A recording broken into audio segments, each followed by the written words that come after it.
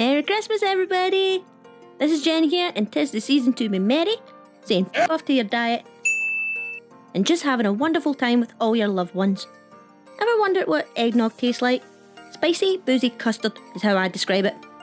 And since I'm not spending between £5 to £25 in a store-bought eggnog, I decided to watch Alton Brown versus Jamie Oliver Whose Eggnog is Better video, which then led me to Jamie's chocolate eggnog video.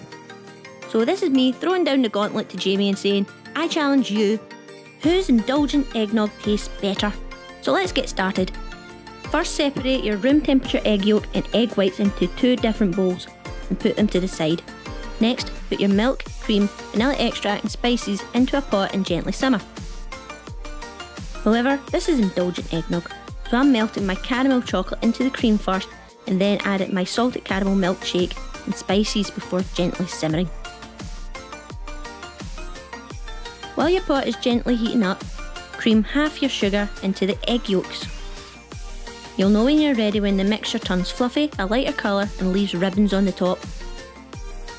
Take your pot off the heat and check the temperature. You don't want to cook the eggs, so add it in stages. Once combined, put it back on the hob. You're now going to add the last of the sugar into the egg whites and whisk it into soft peaks. Transfer the pot into your festive bowl and then slowly fold the egg whites into the mixture.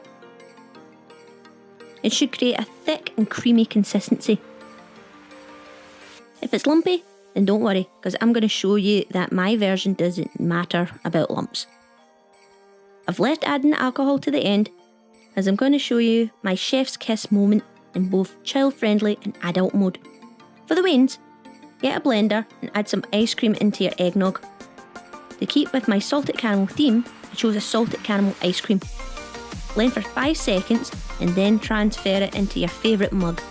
For the adults, it's time to get the booze out and don't be stingy. I use my Jim Beam bourbon and a salted caramel Baileys for the alcohol. Just add enough to get a buzz but not enough to overpower all the flavours.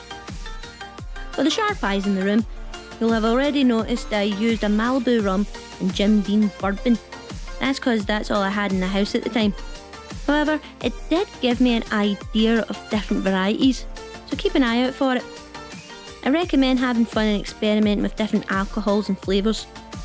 And I've came up with a few myself in a lactose intolerant version, so keep an eye out for those videos in the future. There you have it, a luxurious nightcap to a wonderful festive day. Let me know what variations you'd like to see me try, and I'll see you down in the comments. Bye!